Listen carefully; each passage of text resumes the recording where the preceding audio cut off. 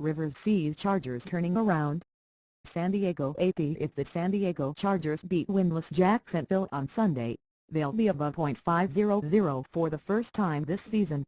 That's a big deal for a team that looked so dismal in a loss at Oakland before using the methodical, balanced offense to beat Andrew Luck and the Indianapolis Colts 19-9 Monday night. Now the Chargers 3-3 will try to win consecutive games for the first time this season. "I thought this was a turning point for our season," said quarterback Philip Rivers, who led a balanced offense that produced several long-scoring drives. "That doesn't mean it's going to take care of itself, but 2-4 would have been quite a bind to be in. We've got to get Jacksonville next week before the bye and find ourselves at 4-3 and see what happens the rest of the way." As it is, the Chargers remain 3 games behind the unbeaten Denver Broncos and Kansas City Chiefs in the AFC West.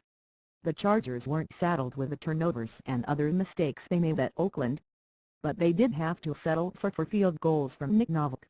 The game's only touchdown was a 22-yard pass from Rivers to rookie Keenan Allen, who had another big game.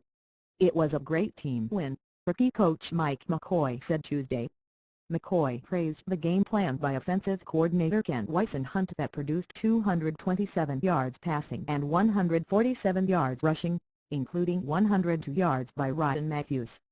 The Chargers averaged 4 yards a carry a week after being held to 32 yards rushing on 19 carries for a 1.7-yard average in the loss at Oakland. And they had no turnovers a week after committing 5 at Oakland, including 3 interceptions by Rivers. Of course, it helped that the Colts receivers had several big drop passes. But McCoy mentioned that the Chargers shouldn't have needed to rely so much on Novick.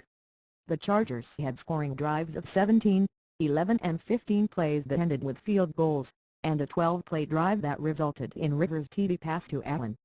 And there were little mistakes like Matthews running out of bounds with 2.5 minutes left and the Chargers leading 16-9.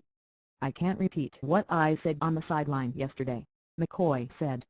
"That could have cost us the game, when you look at the big picture of things, of running out of bounds and letting them not have to call a timeout.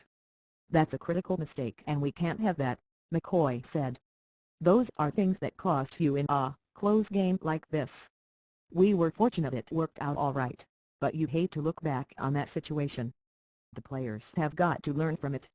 You've got to fall down and stay in bounds."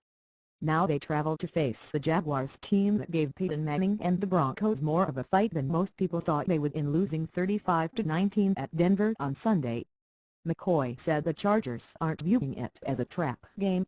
"This is going to be a very good football team we're playing. Everyone gave someone a lot of flack last week for saying, 'Hey, this is a very good football team,' and his comments were correct, I believe, about what type of team it is," McCoy said, referring to comments Manning made about the Jaguars, who were 27-point underdogs. "Sometimes the ball just doesn't bounce your way. All it takes is 1 week to change the tempo of this season for any team in the league. The parity is so good, and we understand what we're facing this weekend.